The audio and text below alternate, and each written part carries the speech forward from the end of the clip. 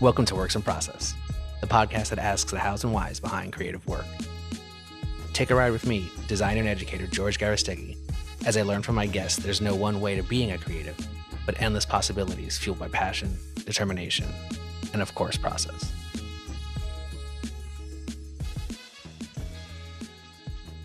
And that was today's guest, Ritesh Gupta. Ritesh is a Wieden+Kennedy alum, a former director of 2 Shark Tank companies, and specializes in product design, project management, branding, and growth analytics for emission-driven companies. He recently rebranded and rebuilt Realm, a podcast studio and app with Mother Design, Felt Not Heard, and an incredible internal team. It debuted number 1 in Apple's podcast charts and was featured in It's Nice That, as well as Print Mag. And Brand New named it one of the top 10 word marks and monograms of 2021. And before that, Ritesh worked for and with Sagmeister Walsh, Cooper Hewitt, Disney, and Hungry Harvest. Currently, he's a senior director of new product ventures at Gannett USA Today. We'll get into some of that, but I want to focus on his support and championing of the shift in design to include more advocacy, accountability, and access.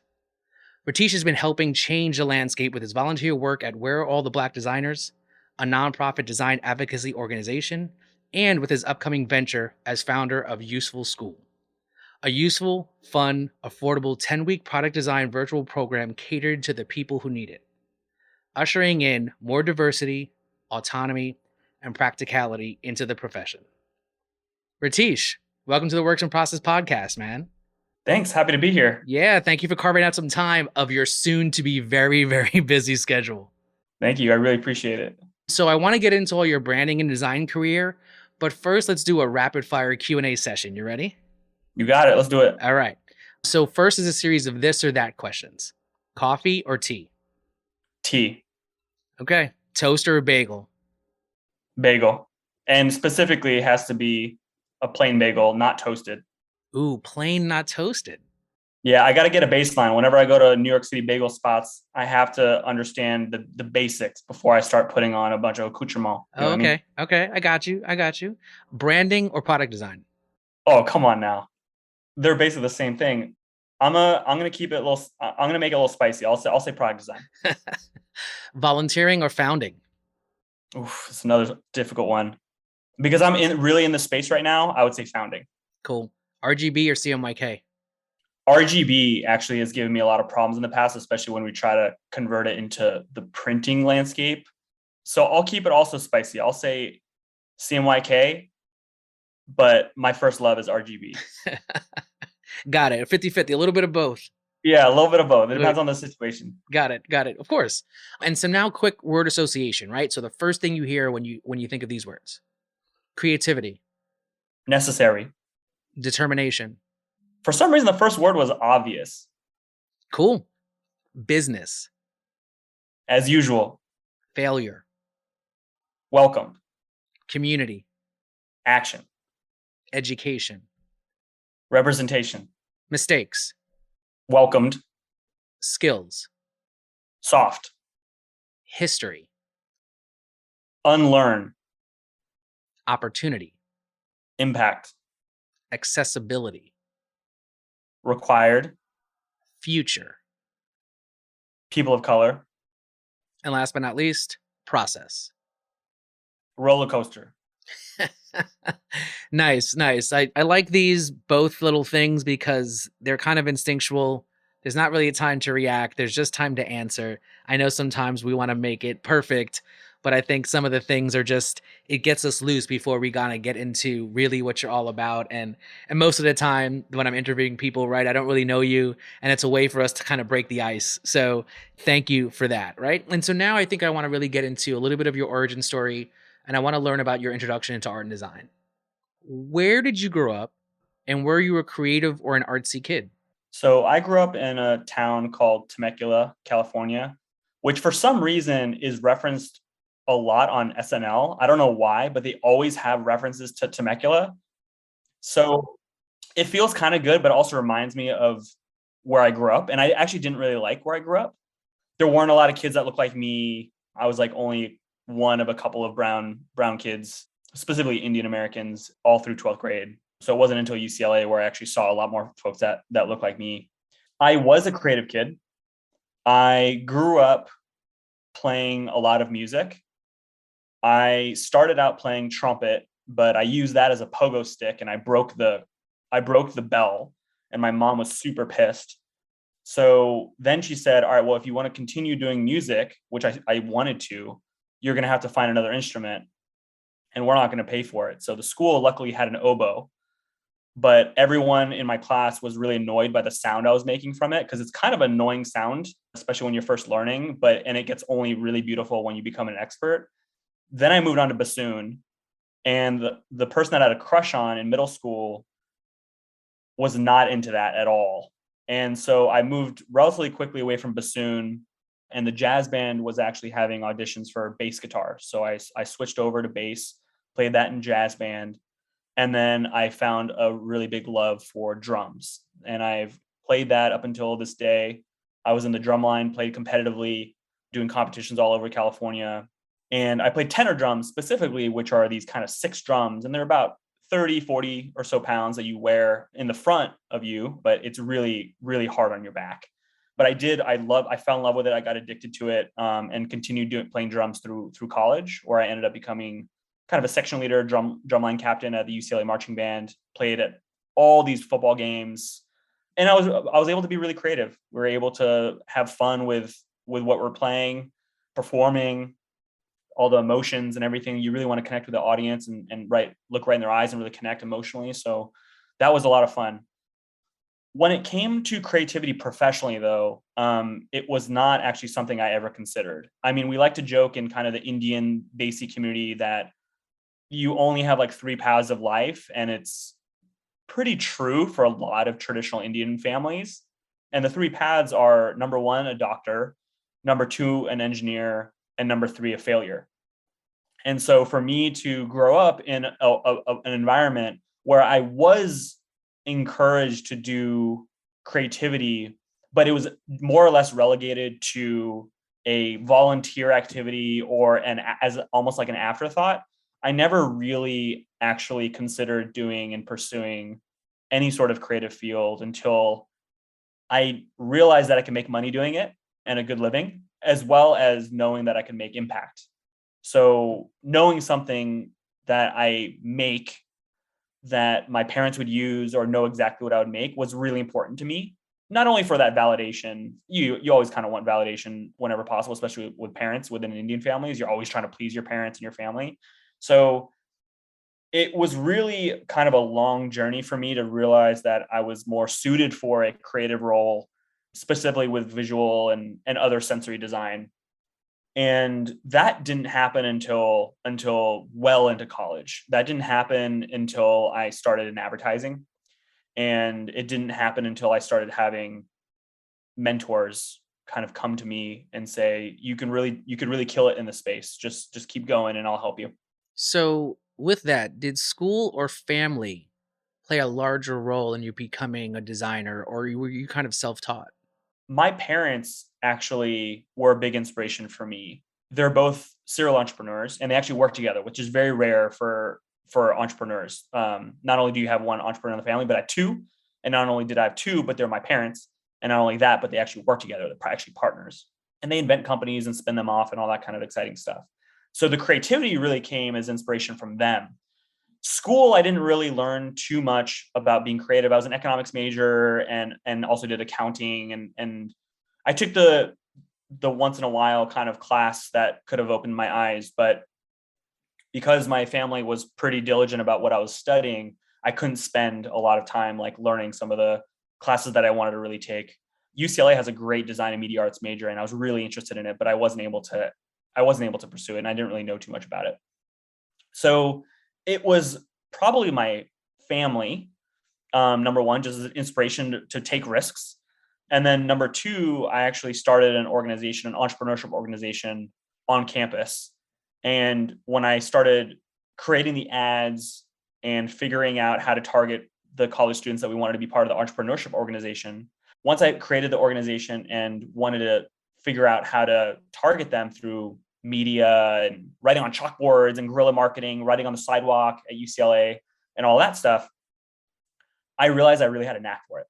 And so I actually straight up called Saatchi and Saatchi and left them a voice message saying, hey, I have no idea if I'm good for this like program that you have, like an internship program you have, but here's my info. I'm really excited about it. I just don't know too much about it. So would you be willing to just call me back? So you just cold called an agency?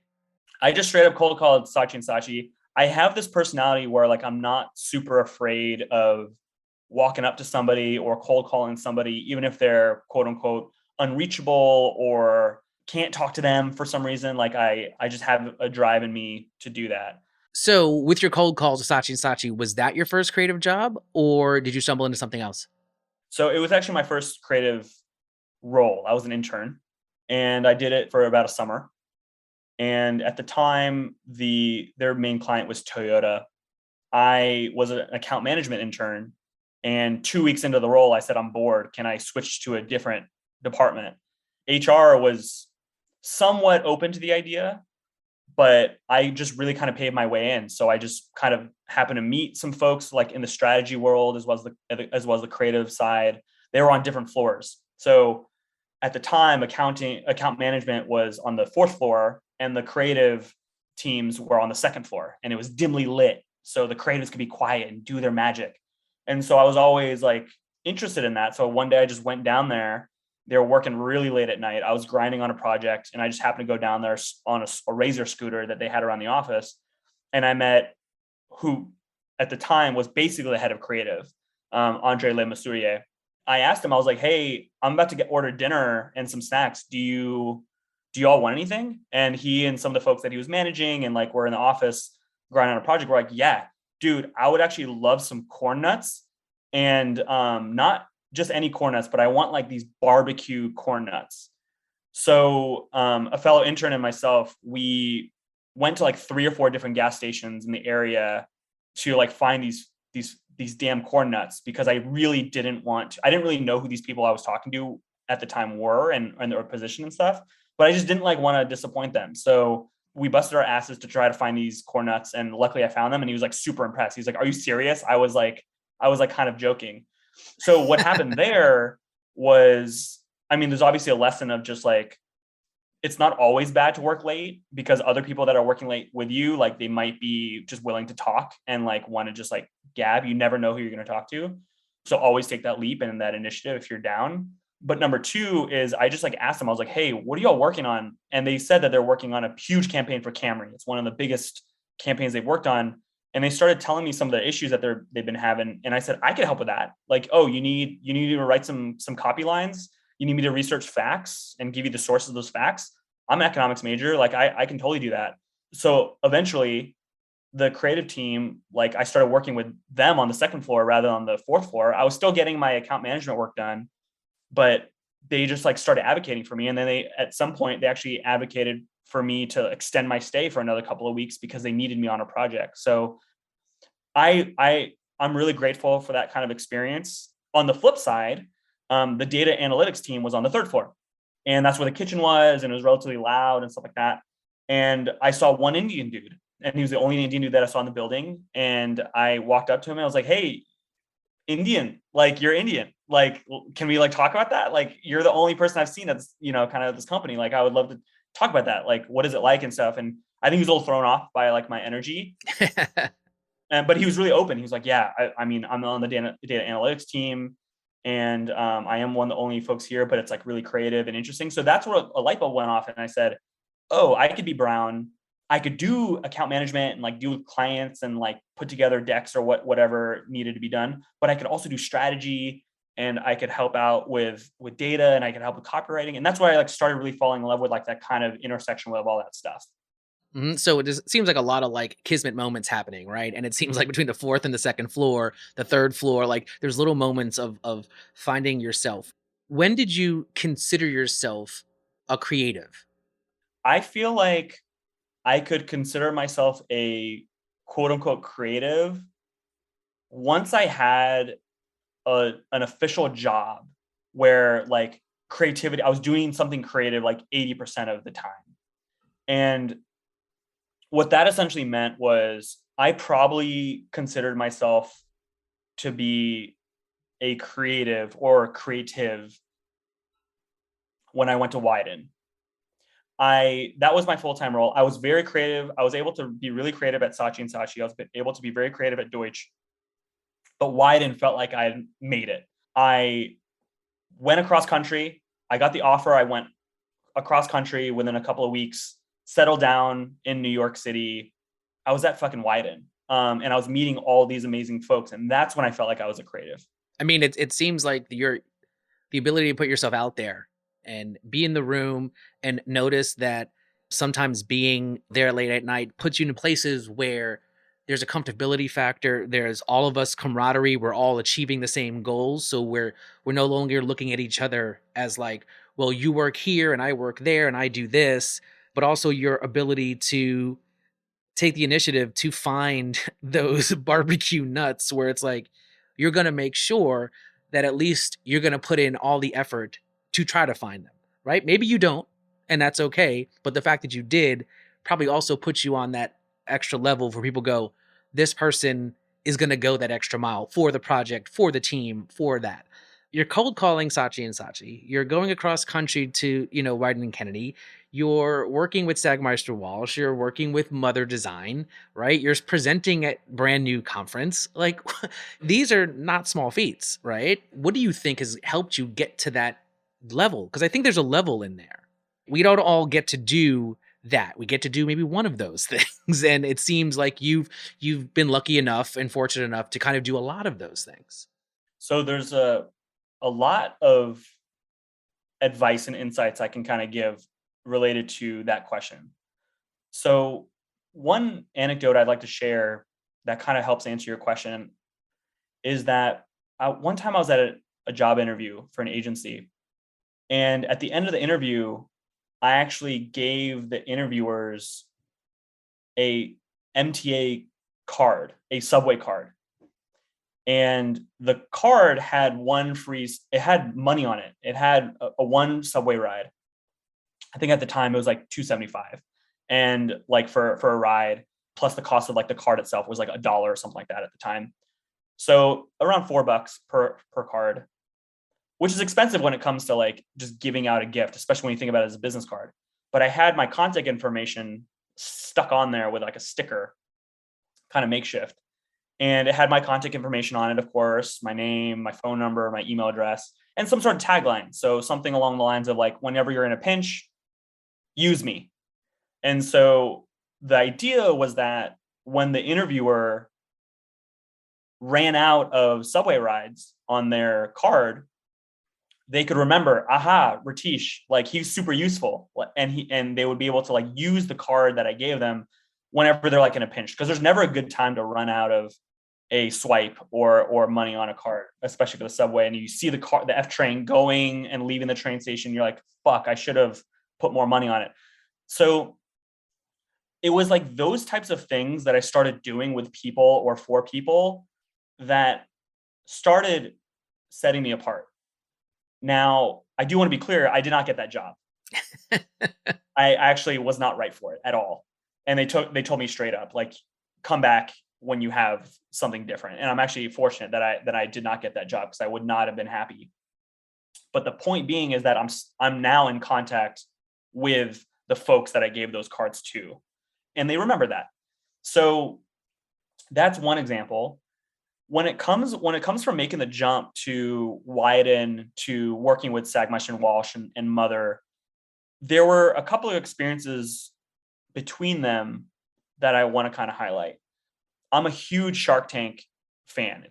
And so when I saw two ideas, Hungry Harvest and Pet Plate, on Shark Tank, the following day, I just straight up cold emailed them. The cool thing about that is that, yes, they're getting a lot of buzz but there's a surprisingly little number of people that actually hit them up and say, hey, I want to work for you. And not only that, but hey, your website sucks and I want to help you redesign it. And not only am I going to get your website to like look better and feel better, but I can guarantee you it's going to turn into sales. And so that's when I realized that I could really pitch in cold emails and like just one line, like, hey, I saw you on Shark Tank, really love the concept. By the way, your website's like is really not up to snuff. And I always ask a question at the end, like a yes or no question. Like, do you want to hop on the phone tomorrow? So it's like very easy, yes or no. And so I did that twice and I got both the gigs. To a degree that actually I almost made up a job for myself, in the sense of they were looking at the time for specific things, but I was like, no, I'll do that stuff, but I want to add more on top of that. So the learning there is, especially with startups, I always encourage people of color to not just look at what the job description is, but to morph it in a way that really suits you. Yeah, of course you might do the stuff that's like on the paper, but eventually you can start like adding things to it. And one of those things for PetPlate was leading a rebrand. And luckily we had a lot of investors that were very down for very creative work. And Sagmesh and Walsh was a perfect fit for the company at the time. Realm did something similar where they were technically hiring a UI or UX designer, but I said, no. I'm much more better suited for in a product role. And of course I'll do the UI, and of course I'll help with the UX and stuff, but I want to be at a slightly different level. And I'm also going to help you lead your rebrand because I'm not feeling the brand right now, and I would love to redo that. And I was very clear during the interview process that how much budget do you have for rebrand? What kind of work are you inspired by? Like, how cool can we take this? So that way, before I even like accepted the job offer or continued, I wasn't wasting anybody's time, and I knew exactly what kind of work Molly, for example, the founder at Realm, formerly Cereal Box, really wanted. So is that really you coming down to do enough research of these brands to understand not only what the brief is and the fact that their stuff just doesn't look up to snuff and they need to take it up a notch, but how you're able to, one, decide, yeah, there's all these lists of things that you think you need, but also I understand that there's a whole another level of things that I'm also willing to do to get you to the point where you need to be. That doesn't seem like something that is, obviously it's not job description wise. It's in the realm of going above and beyond, but it's also in the realm of understanding, how sometimes clients don't really know what they need. They just think they need an updated photo or just a logo, and or one little component is going to make the whole thing feel fresh. And designers come to the table and go, well, yes, that would enhance it for a week, but if you're looking to make money, to change the game, to do any of this, you need to do a brand audit and really consider, right? It looks like you're bringing this insight to them where they really had nobody doing that work for them. And as a designer who's coming to wants to get the business, you're doing so much more than just design. It seems like you're almost, I had one guest who basically said, I'm making it easy for you to say yes. I'm doing all the work that you should have been doing, and all you have to do is say yes, and we can make this thing happen. Is that Yeah. like how do you get to that point? Because that doesn't seem like those things don't fall in your lap. You're making it sound very simple in the way that these things happen. I love the little snippet of the ability to ask a question at the end of an email, right? It gives them something to do, so they're gonna have to respond to you. It's an easy way out, or it's a connection in. But it seems like there is this ability for you to foresee what people don't see in themselves and start to look at those things and offer suggestions in a way that connects you to people, right? Like the way that you're looking at the MTA swipe pass is like, if you're in a pinch, I can help. That like marketing speak of this Metro card is allowing you to reach out to me, or I'm helping you. That's a great way for people to use that. And so I'm seeing this ability to get from point A to point B, but how did you learn a little bit just to go back to research like that? That doesn't come naturally. So I would say it comes somewhat naturally, but it's mostly a learned behavior. I would say that typically most designers, when you're talking about creating a new app or a new world, or a new startup, whatever you might be designing, including legislation or something, typically those folks are relatively separate from a data focused individual. It's relatively rare to have a designer who can speak or is even interested about speaking both design and data. And what's interesting is that we have a decent amount of research that shows that the better the design, the better your stock price or better your performance will be, bottom line. McKinsey ran a very large study about this and has proven that out. I spoke a little bit about this at Brand New, and I encouraged everybody who was watching to just take a screenshot of the slide that I showed and use it during new business pitches. Because the more we can demonstrate to the whole world that there is an ultimate benefit monetarily, in addition to social, et cetera, we're all going to be better off for it. So why keep that deck slide to myself? Now, I have been fortunate enough to work with folks that already know the value of design, and they know the value of branding. They know the value of like a really great fluid user experience, just because it's the right thing to do.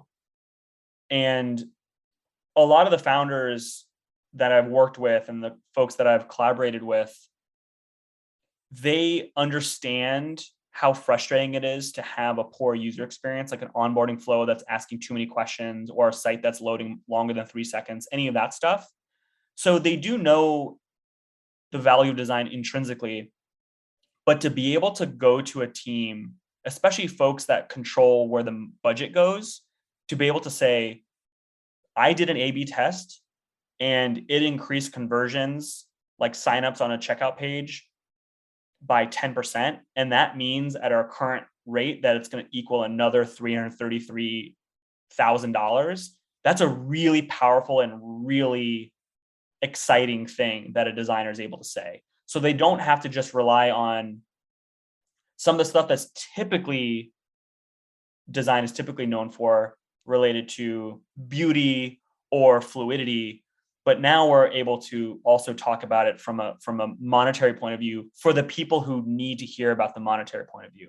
But being able to combine both those things have allowed a lot of the companies that I've been fortunate to work with and seen just around the world absolutely kill it and absolutely crush it. Right. And I mean, there's definitely an intrinsic value to why design is important, right? And when you come down to the X and the O's and in the red or in the black, right? Like where if design is going to make you money, yes, please. Somebody who's looking at that, and sometimes that's the language I need to hear. You can put all the bells and whistles. This is going to look amazing. Look at this beautiful color. It's going to function. This button is going to be the best button ever. But it's like, how much money is it going to make? Okay, cool. Now I'm down, right? It definitely seems like your ability to navigate between the fourth and the second floor, where that accounting was in the third, you've added to your design experience with these exponential experiences. The ability to go a little bit further for that design team, to connect with that other Indian person on the third floor, to learn about, well, data is important. There's all of these things that kind of are just working together.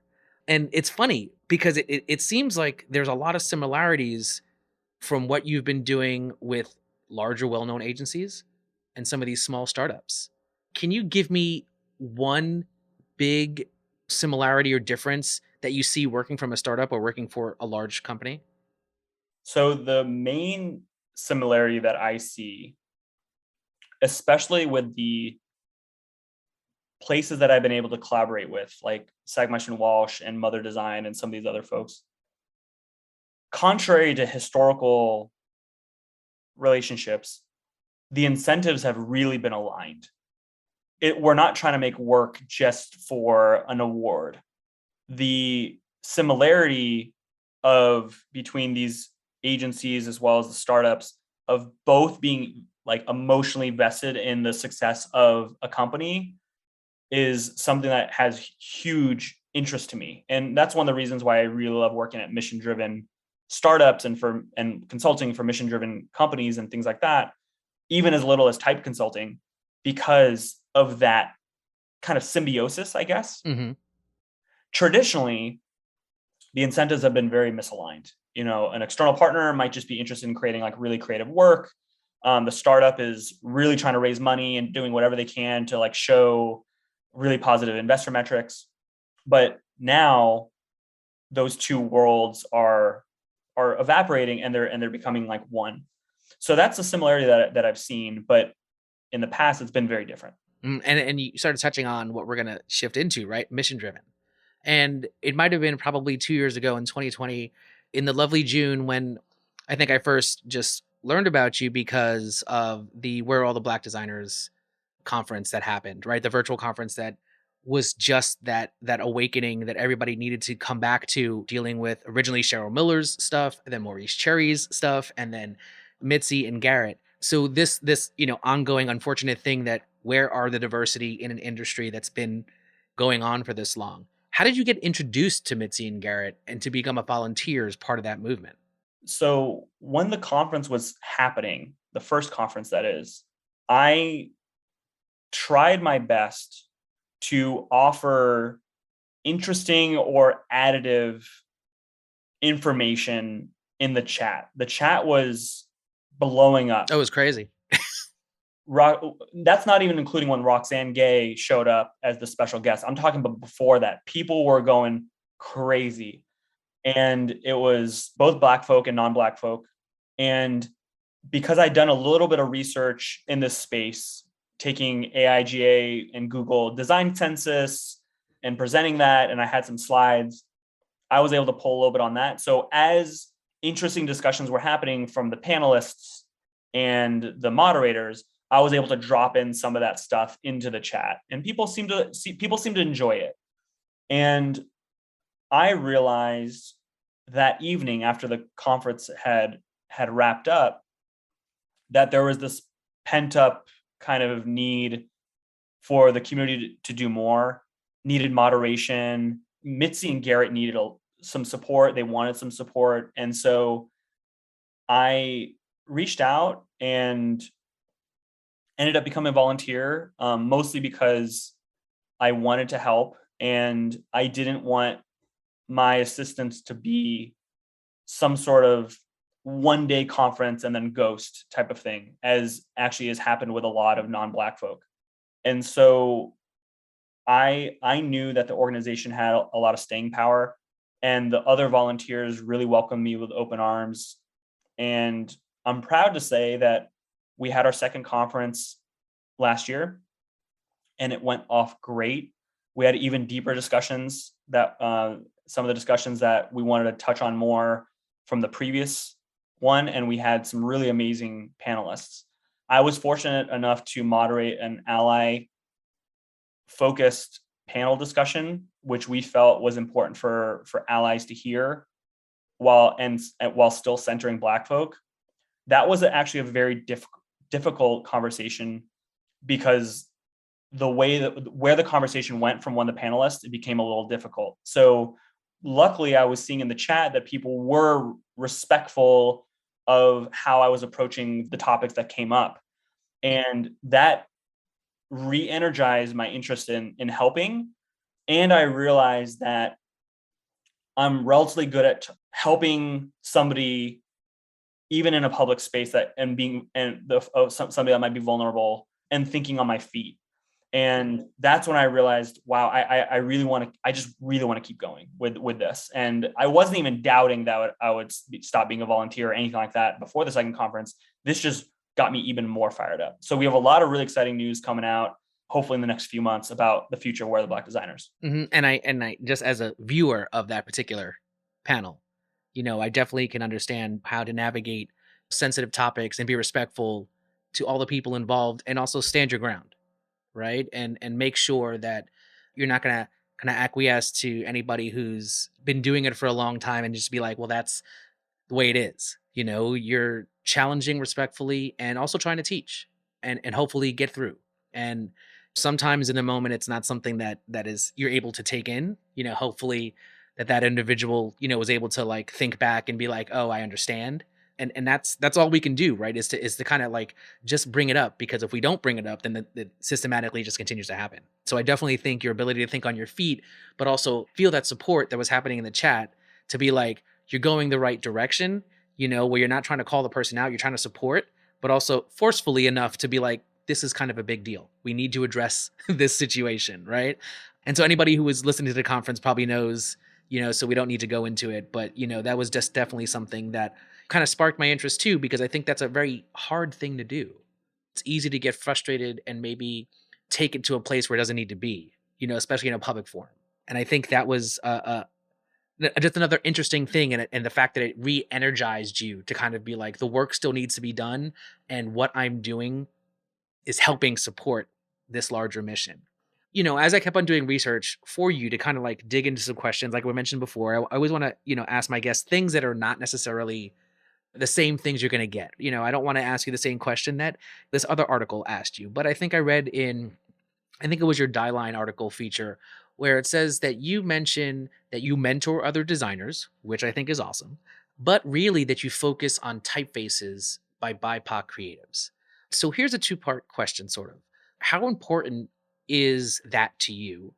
And then beyond the big names of like Joshua Darden and Trey Seals, how do you find these typefaces that are by BIPOC designers? Because for myself, I've looked and like searching just kind of like rudimentary Google searches of like black designers, typefaces, or Latin design.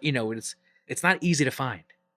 So finding and utilizing typefaces from folks that are traditionally underrepresented is really important to me, because as we do that and focus on it more and more, we are literally giving more visibility to folks that traditionally aren't being seen, because literally these typefaces are being read by millions and billions of eyeballs every day. And there are phenomenal typefaces that have been done from people who are of color or other identities that deserves to be seen. At the very least, going to those foundries or looking at the work from specific designers, considering those first, and then going the more common routes. And at least giving them at least the first, what I would say in, I guess, real estate terms, a term I just learned today, right of first refusal type of thing. Like give the traditionally marginalized and underrepresented type designers the first stab, like the first chance. And what that requires is putting the onus on the person who's selecting the typeface. It takes a lot of work to do that. There are amazing resources that Letterform Archive, for example, has, that was actually started by the question of where are all the black type designers from Bobby Martin? And there's now a really beautiful resource of black type foundry owners as well as black type designers.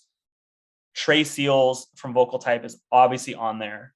Joshua Darden, one of the first black type designers in America, one of the most renowned folks, he's obviously on there. And there's a ton of other incredible folks. When it comes to typefaces from women or typefaces from East Asian women specifically, or something like that, there are also resources out there. Typographica has done some really great work in interviewing Native American designers, specifically who are interested in type.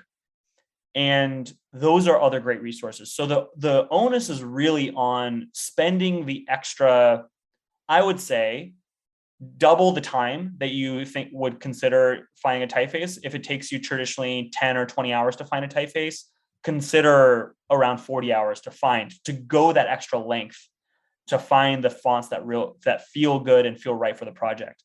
And I'm not saying you have to use a quote unquote diverse type just for the sake of it and don't care about how it looks and don't care about any of that. Like all of the story around who created it, the sense of craft, the aesthetic, and the feel, and how well it jives with the rest of the branding, all that stuff has to be taken into account.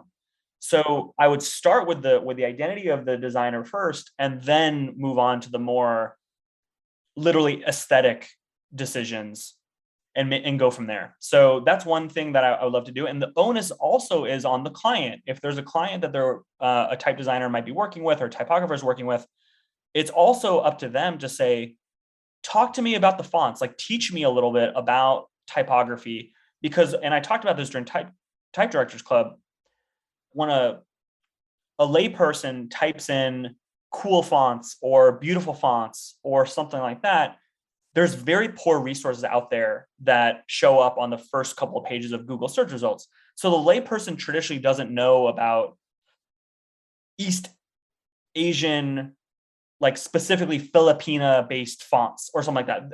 The average person is not going to know that. So it's often up to the designer and the client to work together and educate each other about the story of the fonts that they chose, who's doing it, what's their identity, why this typeface outside of the aesthetic decisions. Now, most lay people aren't going to know the story. Like most people aren't going to know Joshua Darden did Halyard or Joshua Darden did another typeface. But it's really, really important for the industry to at least come to reckoning with how we're choosing fonts and how we're choosing and selecting the visibility that we give. I agree. I think that type is such a language that designers own, that the ability to control that and the aesthetic of that is one of the things that we're able to make sure makes or breaks something. You know, when we talk about maybe the ability to be in the room or something, type choices is where we get to shine, and how a page looks. Those are the decisions that we tend to make or break things. And if we can include type designs and illustrations and things from people from these marginalized groups, but it's not even to only include them, it's to really include the nuance that these typefaces and these designs bring, because the little idiosyncrasies that they bring is cultural, that makes or breaks sometimes the work that you add them to. But when you think of a Trey Seals design and vocal type, I mean, I think I just bought the book, the Spike Lee book, and he designed the typeface throughout the whole entire book that's based on, you know, Radio Raheem's Four Finger Rings, right? Love and Hate. And to think that that four finger ring, which is in the 80s, and any jeweler would have created that typeface, and nobody would consider a jeweler a typeface designer, right? Traditionally. But now Trey is making a whole entire foundry and type family off of this one aesthetic and making it beautiful, and also doing it for people like us who grew up with Spike Lee. And Do the Right Thing, the movie, is kind of just in our wheelhouse of like, that is representation and the conflict and the day and a hot summer day, right? Like all of those things matter. So when you look at that typeface, there's so much weight behind that versus just selecting Times New Roman. Doesn't mean it doesn't have its place, but I think there's so much history and stories with other typefaces from designers that are there, that it elevates and works with you, you know, with the projects you put them on. And something I also want to add, I want to give a couple of different nods to some folks that I think are doing some interesting work. Future Fonts is a place where I found a lot of traditionally unreleased fonts that aren't on Adobe Typekit or somewhere else. I found a lot of the future fonts, by the way, the URL is futurefonts.xyz. I go to there oftentimes, and you could find the people of color that are on there, and you could see a lot of fonts that are in development and they're not even perfect and they're not finished yet. And some of those fonts are going to take years to get done. If not, they might not ever be finished, but they'll allow you to test them and use them in different ways. And I love utilizing that. And then Juan Villanueva, who was actually on the panel that I moderated, he's doing a lot of great stuff within the BIPOC type design community, and he's got a really great fund that he's raised, and he's worked with incredible up and coming folks who traditionally wouldn't go to the Coopers of the world or another type spot. The other one that I've been really loving is Sharp Type, and they have a scholarship, and the Malley Scholarship, and some of the typefaces that are coming out of the finalists and the winners of that scholarship are absolutely incredible. And they're all people of color and women specifically. And I really appreciate that approach to sponsoring folks to release fonts that deserve to be released. And I think it's doing a great job of centering women and also specifically people of color, women who are people of color and who are also not identifying along the binary, and they're non-binary, et cetera. So I'm really loving some of the platforms that deserve to be more recognized. So as we're starting to think about the idea of diversity in typefaces, the ability of how we advocate for how something so important starts to creep into their mind, their mindset, the way they need to think about, approach, you're starting to come with a new idea, right? After volunteering for Where Are All the Black Designers, there's now this new thing that's going to be starting in, you said February, when we talked earlier. It's called the Useful School.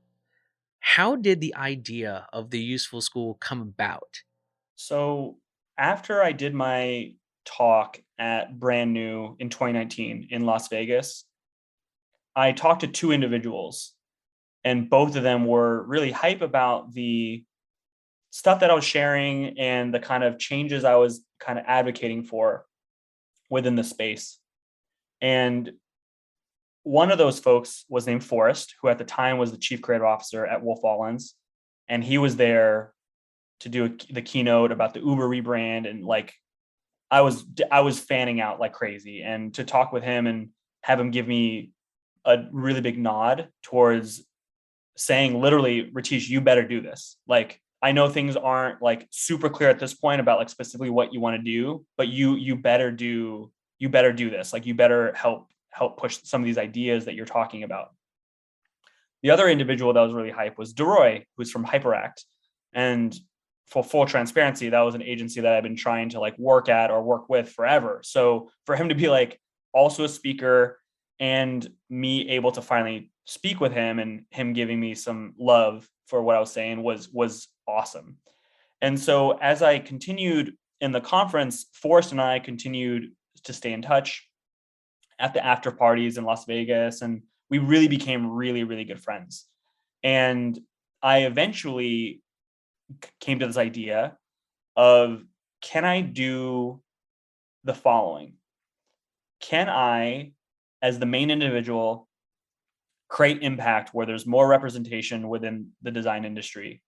Okay, yeah, probably. All right, well, what does that look like?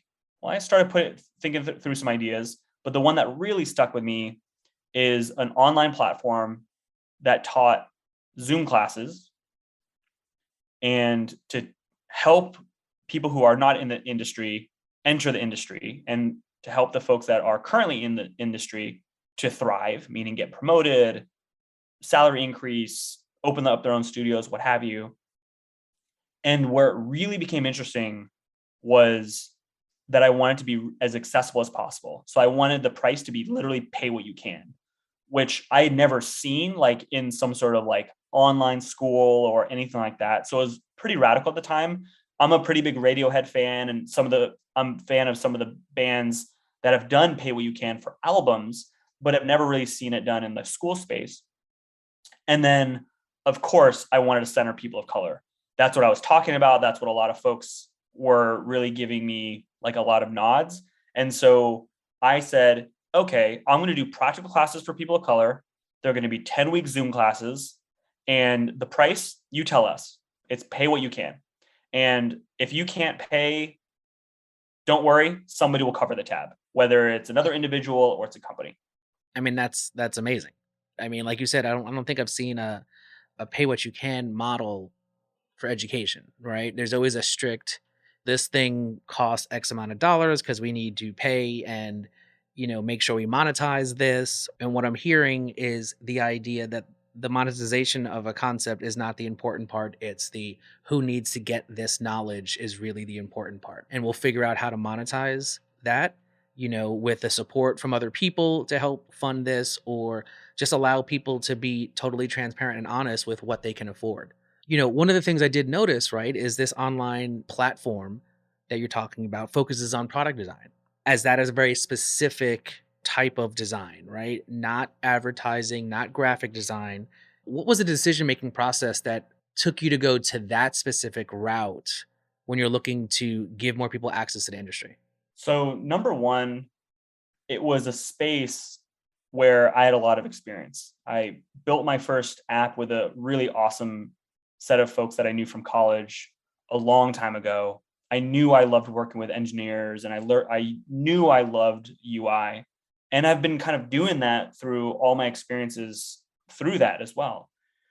Number two, I knew that there was, based on the data, that there was a really poor level of representation from people of color within the digital product design space.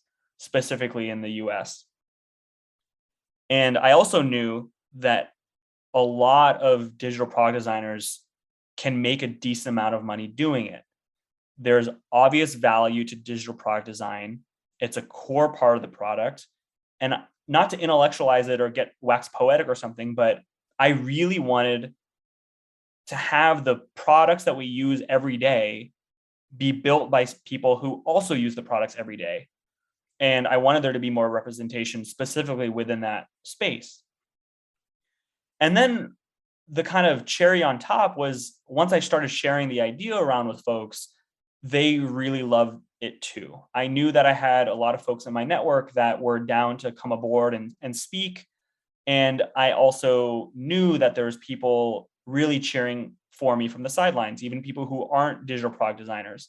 So it was all of that kind of validation that helped me kind of be interested in doing this first.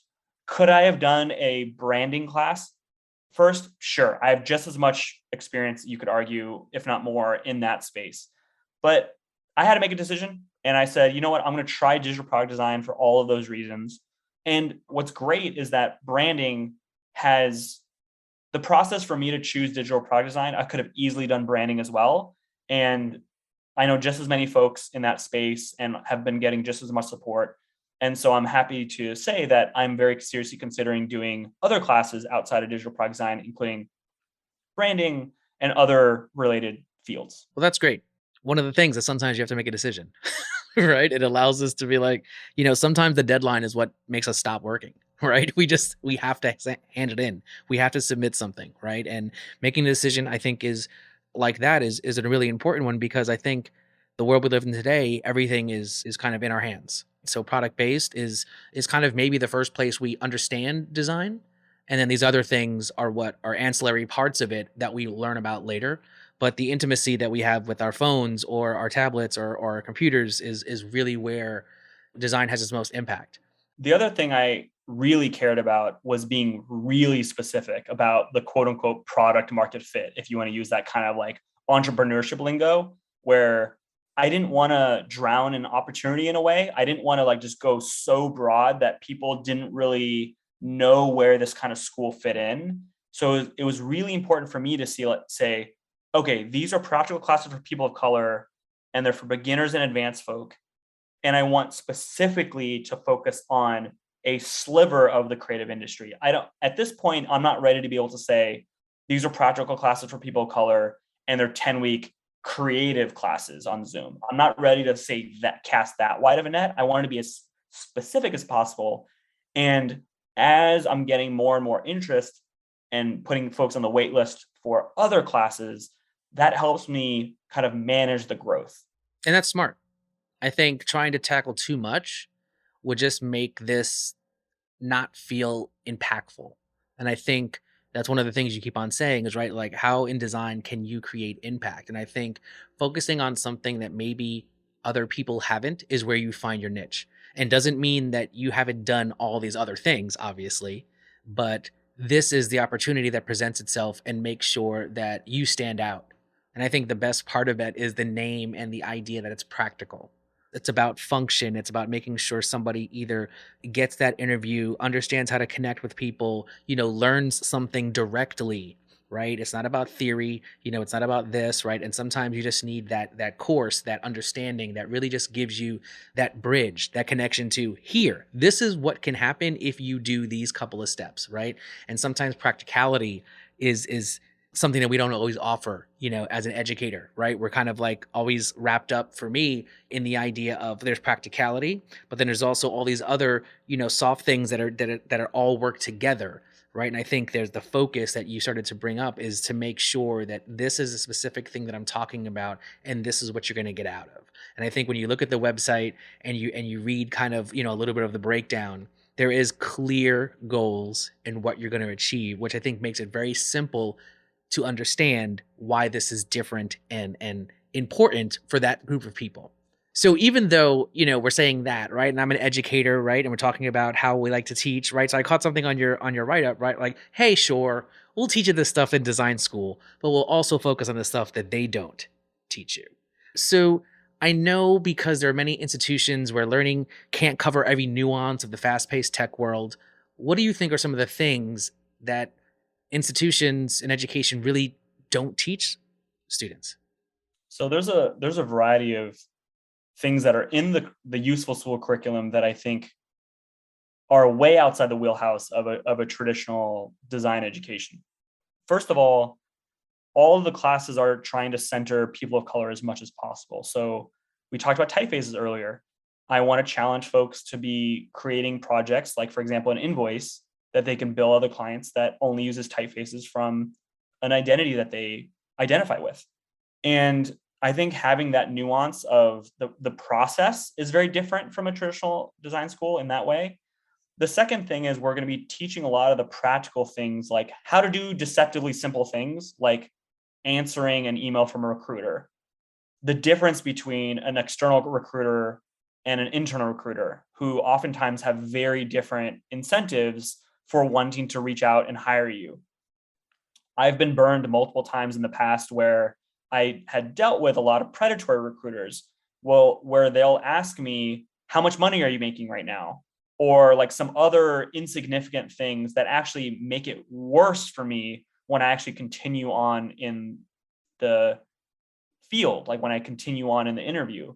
And what ends up happening is a lot of these predatory recruiters, they end up asking a lot of folks like how much money they're making just for research. They're not really interested in hiring you or asking you questions that actually matter. They're interested in doing research for themselves.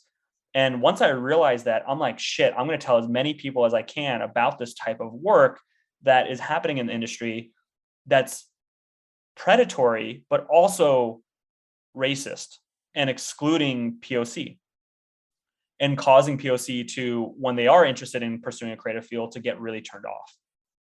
So the intersectionality, the responding to networking, like reach outs and all of that kind of stuff is all stuff that's traditionally not covered that we're able to cover with both the guest speakers that are at the top of their game.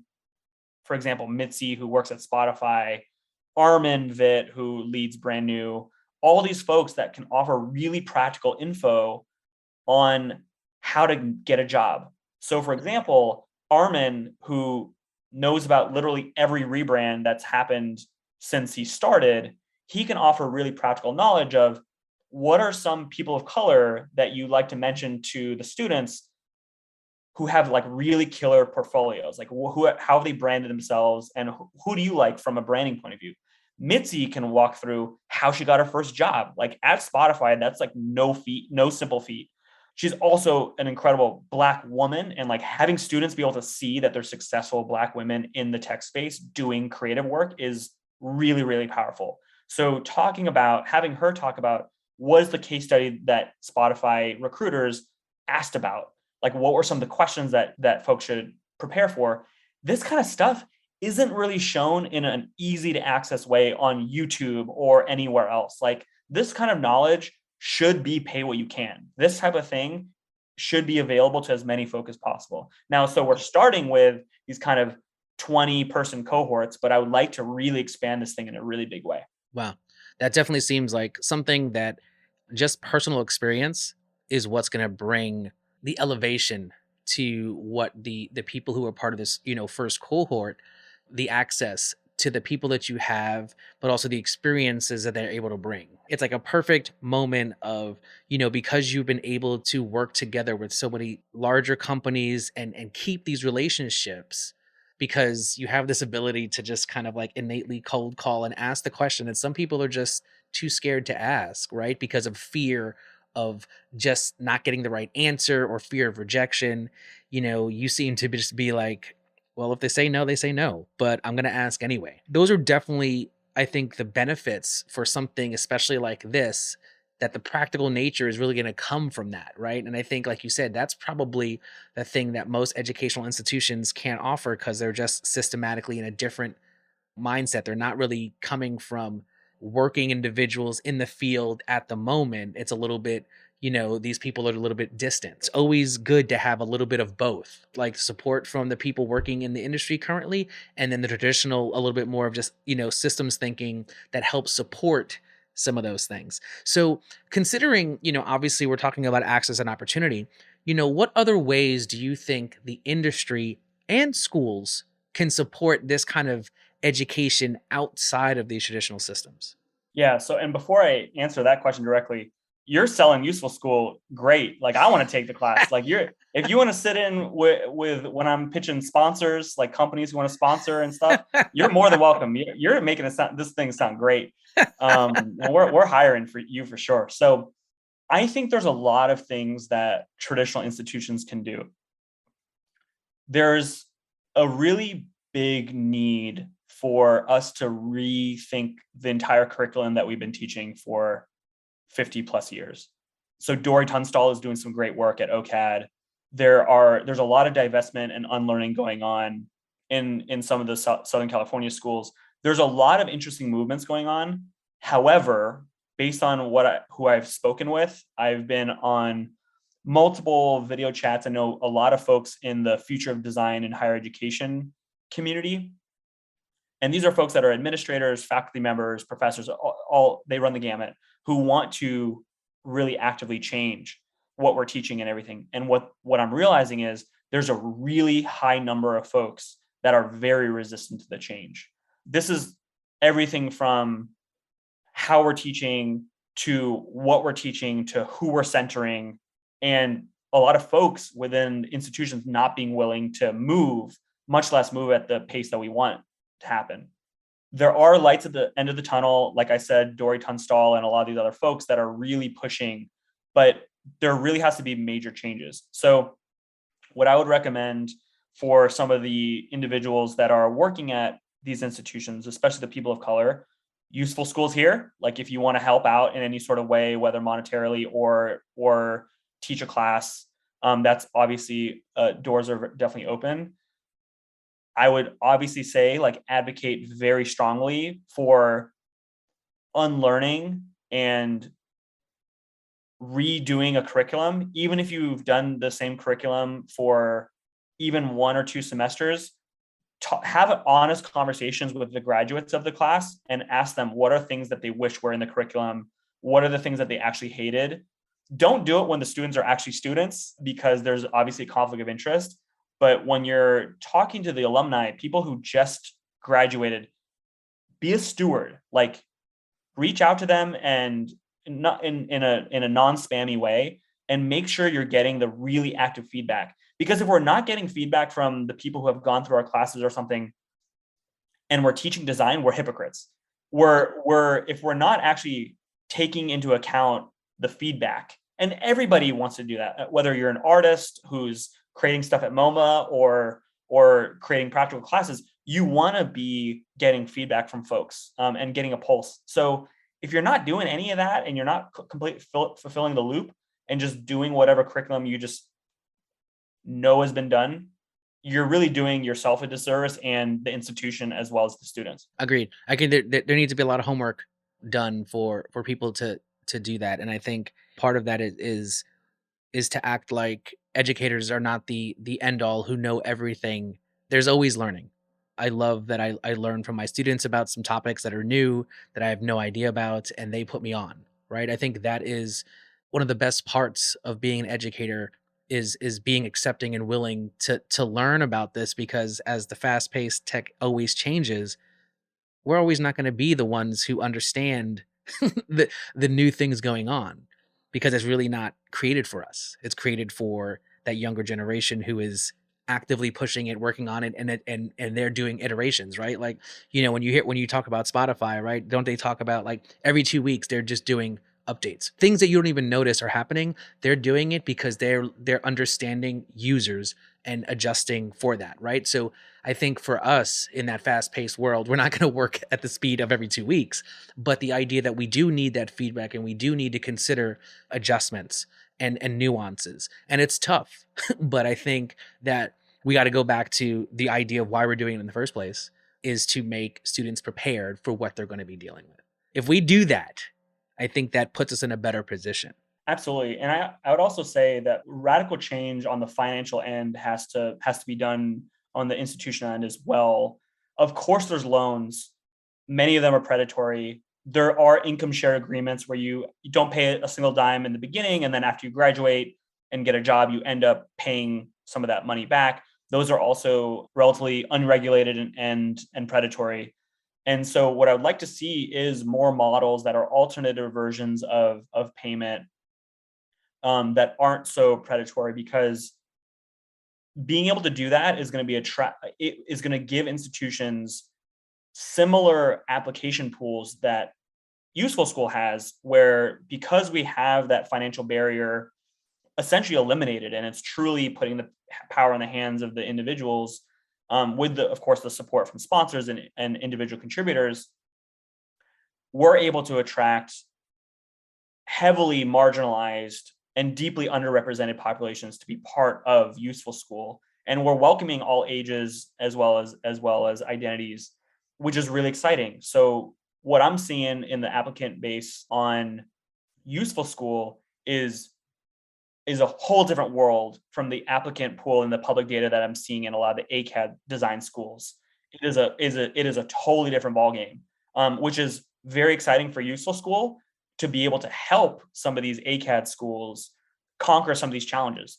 There is room for each of us to play, but there is so much value in us working together and helping solve a lot of these problems that have traditionally not been solved. And I think that's part of the point. I think usually entities like this have been pitted against each other. It's either or. And I think it's great to consider this as an and. That's going to give a more holistic approach to any of these people doing this, is to understand history, to understand current, trends and events. And I think working together like that is going to make, one, just the students, the people learning, more effective at their jobs and actually enjoy it, right? And not feel like they went to school, spent all this money on something that's already outdated. So as we're starting to end up, I have a couple final questions. As a designer, what are you still inspired by? I'm still really inspired by a lot of the apps and websites that are making interesting waves in the impact space. So an example of an app that I've recently come to fall in love with is called Be My Eyes. And essentially what Be My Eyes is doing is connecting blind folk with people who can see to help the blind folk achieve some sort of task. So the way it works is that a blind person will sign up on the app, and then on the other side, a person who is able to see signs up on the app. And whenever a blind individual needs help putting up a picture or reading a menu or reading a recipe, they put a call out to all the folks in the Be My Eyes community, of which there's hundreds of thousands. And the first person to respond gets to have a call with that individual. Now, what's interesting about it is that there's way more people that are willing to help than people that need help currently. So what's happening is there's a lot of excitement for the person who can see to be ready at a moment's notice and swipe the notification when there's a call to really help out. And so what I really love about it is it's not a crazy technology. It's pairing individuals together that need it. And there's excitement from the people who are able-bodied to help. So that's one example. So there's tons of them. Some are on Shark Tank, some are that I've seen online, but these types of companies are ones that people love working at because it has so much staying power, and they're really helping solve a problem. So I'm really inspired whenever I see products and apps like that, because it re-energizes the people that I'm working with and gives maybe engineers or designers a new perspective on something that they might have gotten stuck on in the past. They get reinvigorated and they really love solving these types of problems.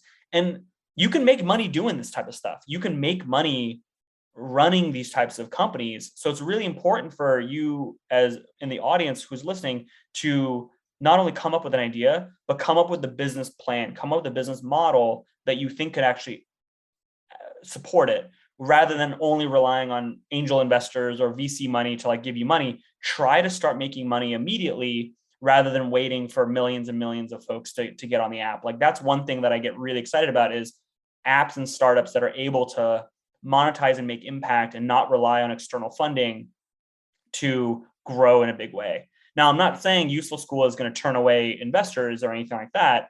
So if you're listening, I'm super open to having that conversation. But I think there's really something really interesting about having a person of color create something with very, very little monetary resources, put it out into the world and just check out the reaction. And that's essentially what I did. I announced Useful School in December. And because of the traction on LinkedIn and on Instagram and what the emails that I've been getting, that really energized me. And it wasn't a lot of monetary contribution that I had to make in the initial phase. So that's what gets me really excited. Low effort, high impact. Now, Useful School is very high effort at this point, but starting out, like the nugget and starting to put the idea together, low effort. And I think that's just kind of like, how we need to think about it. So, you do a lot of different things. You're a founder of a company, you're volunteers, you're sitting down watching Mark Cuban and Shark Tank and looking at who to cold call next. But let me ask you, what part of any of these things, what part of that process do you still struggle with? I would say the part of the process that I struggle with is not the creative one in terms of like building something or optimizing something. It's actually getting paid. So I've been burned multiple times in the past of doing the work above and beyond what was agreed to and not getting paid. And I've had to come up with creative ways to get paid. So an example of that is half money up front, half money when I'm halfway done. And oftentimes I will beat the deadline that they put out for me. So if it's due in a couple of weeks, I'll do it in 1 week. And that way they get really even more excited and saying, wow, I can't believe I just saved a week. Yeah, I'll pay you the rest of the money. Or creating a fake email that's like accounting at whatever, and it's run by me, but I'll just reach out to the person and say like, hey, like following up here, I'm the accountant for Ritesh. Like, can you please remit payment? That kind of thing. So there's like interesting ways that like folks can really be empowered to like get their money and get paid. And so I really obviously always think about creative ways to like get paid, but I do not do any more projects where I don't get paid at least half up front because the incentives are aligned. I don't get ghosted by the client or whoever it might be, or the project doesn't take like way longer and it's not of no fault of my own, or like any of the things that like occur. Like if you're not willing to pay me before I start the work, even half or a third or something, I know something's up. Like you're either not trusting of me, or like you don't believe in the work output, or I haven't done a good enough job like selling myself, or I haven't done a good enough job proving the value or the speed or what you're going to get. So it's a really big signal to me that like we need to jump on another call. So let's just talk straight up. And like having all of that stuff be within the lane of money has really forced me to not only level up my game creatively, but also selling myself, doing better reach out emails, following up, and making it really easy for a creative to pay. So or a client to pay. So I would say that, yeah, the getting paid is something that I could always be working on. Ever since I like did some of these things that I had mentioned, I haven't had a single client have an issue paying or anything like that. And I've been really fortunate. But that the payment stuff is something I definitely struggled with a little bit in the past. Yeah, and thank you for bringing that up, because I think that's one of those things that we really don't talk about. The idea of, it's doing the work, it's doing it on time, it's your reputation and things like that, but then it's getting paid, right? We do this for, some type of exchange, and usually it's money, so thank you for just, sharing with the fact that that's always something that is a struggle. And even the people who are doing, big time branding projects, things like that, it still happens. So I think those little nuggets of creating a fake account as an accountant is great. I'm going to share that with some of my portfolio students. The other thing I wanted to kind of talk about is if you're on the client side, you want to make sure that if you're not in control of the budget, like I've been in the situation before, like if you're not in control of the budget and somebody else is, you need to make sure that you're not the middle person where you're just you're neither of the folks, the person who's paying and the person who did the work is like, you do not want to keep them separate and be the middle person, because then it reflects on you. You want to just connect them directly and let them handle that stuff, because you do not want to be associated with anything related to the finances. You want to be associated with the actual creativity and the output of work. So that's another thing I would love for up and comers to really make sure that they're dealing with, and like they know that there's very, very clear payment terms for the person on the client side, like that you're working with, and very clear payment terms for the agency. And you immediately, when the project starts, put them together and get out of that conversation, because you do not want to be associated with it. That then you're just be caught in the middle and always, never really having control of any of that. So no need for that. So finally, what advice would you give a younger Ritesh entering the industry today? I would say, and this is difficult, but I would say two things. Number one, there's not going to be a lot of people that necessarily look like you, but like you can definitely be part of that change. And that could actually affect your mental health. So I've had mental health issues. You should be aware, Ritesh, like in 5 years, like you're going to have these, not everything's going to be perfect and easy as like college or internships or something. You're going to struggle with physically or mentally, and you need to have that support. You need to make sure you build a support system around you, whether it's mentors, the institutions that you're part of, anything. That's number one.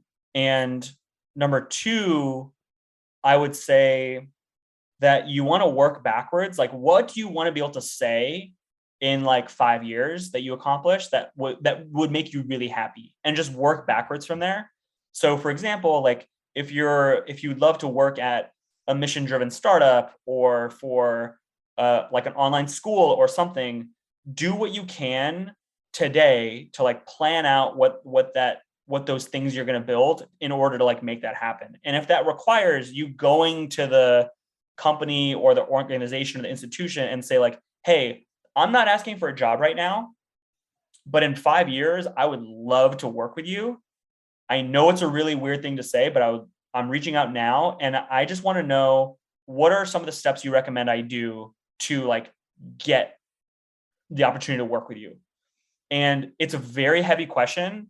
And it's a question that really puts a lot of onus on the person answering it. So I don't like recommend just going out to everybody, like thousands of people, and just answering this, because it would be mayhem. But if there's a couple people that you really, really want to work for or with, reach out to them and say like, hey, like I'm interested in potentially working with you. Again, I'm not looking for a job right now. Because oftentimes people, the first time they reach out to somebody, they're like, hey, do you have a job? Or like, can I work for you? And sure, I understand like that mentality, but you should also be realistic of like, hey, if you want to eventually be a senior product designer somewhere, and right now you're like a junior product designer, it's going to take a little bit of time to like get to that point. So why not like make the connection, ask them for like some checklist, or even better, say like, hey, via email, don't even require like a chat. Oftentimes people like ask like, hey, can you hop on a phone call? And like the person has no idea what that phone call is about. Just say via email or via LinkedIn message, be like, hey, these are a couple of steps that I'm thinking about, like creating a new logo for myself that like feels like really optimistic to match my brand, create like something on Webflow, like create a portfolio on Webflow that has a couple of my key projects with a case study. And then ask the person who might be helping you like, hey, do you think that's enough? And if not, they're probably going to like give you a couple extra tips or give you at least some resource to like look at. And then the best thing about it is once you're done finishing all that stuff, you go back to that person and say like, hey, I did it all. Now what? Type of thing. And that person gave you the signal and nod to be like, hey, if you do these couple of things, you're going to be closer to working with me. And so then it's like, oh shit, now this potential person could have given you enough advice, or they're going to tell you, hey, I actually want you to do now these next couple of things. And so what ends up happening is you now have a potential mentor, and it's relatively low effort on like both sides. You're not doing like these video chats. You're not doing like these onerous things. You're like very clear on what you have to do. You're obviously doing most of the work. And eventually that person might become a sponsor for you. They might say like, hey, Spotify or Nike or Apple or whatever, I've been working with this person, just like casually mentoring them for the last like 6 months, 6 weeks, year, whatever. And they've actually done a lot of stuff that I recommend they do. So I know that they can get the work done and they can get it on time. They might be a little wet behind the ears, or for the lack of a better term, but I think we should give this person another shot, or I think we should give this person a shot. So that's like something I would love to see happen more often, to change the relationship and change the dialogue between the person who wants to get from point A to point B and the person who's already at B and wants to help that person who's starting at A. So those are the couple of things that I would say to Ritesh.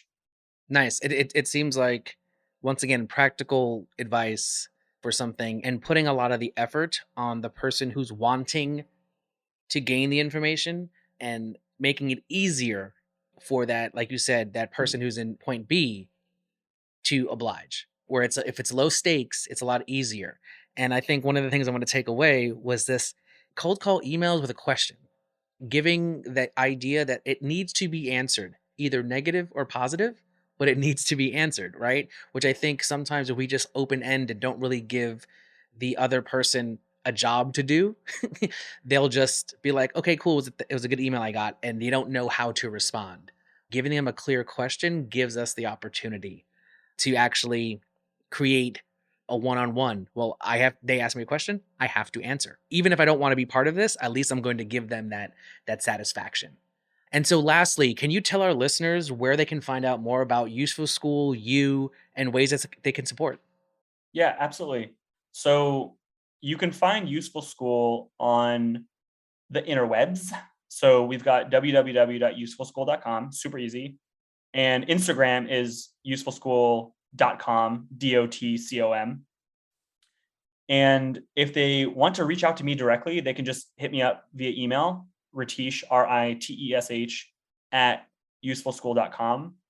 And if any individuals want to do the following things, I super welcome it. So if there's any potential students that want to be part of Useful School and take any of our classes, please don't hesitate to apply and let me know like what kind of classes you're interested in. Number two, if you're fortunate enough to have some money to contribute, consider going to our give page and contributing. You're going to be able to sponsor the folks who aren't able to pay, and you're going to be really making a huge difference in somebody's life. And then number three, if you're part of a company that is super designer friendly and very inclusive and wants to become even more inclusive, then please consider sponsoring. Email me at ritesh@usefulschool.com for some really interesting partnership ideas that I have that a lot of other companies have been really interested in. And I'm really glad to say that you'd be joining the ranks of Mother Design, Standards Manual, Order, and a lot of others that are going to be posted and publicized very, very soon. So you're going to be in really great company. Outside of that, if you have any advice for me, feel free to hit me up in the DMs, either personally on LinkedIn, on Instagram, or email me. Perfect. I'll put all that info in the show notes so people can reach out to you, when this comes up. I am so glad to get you on the podcast, because this is something that I focus on as well, acts as an opportunity for emerging designers. I was so intrigued by your concept and, of course, its practical nature. We need to meet creatives where they are and offer them opportunities to grow and expand. And I see Useful as an outlet to have that happen. I hope that anyone who looks to dive into product design, go check out the opportunity. It's a beautiful website, but it's also an impactful one to really get you to understand and delve into this world. And I know there's going to be future cohorts. Once again, Ritesh, thanks again for this chat, and I look forward to hearing about all the great outcomes of what's to come from Useful. Thank you so much. Talk to you soon.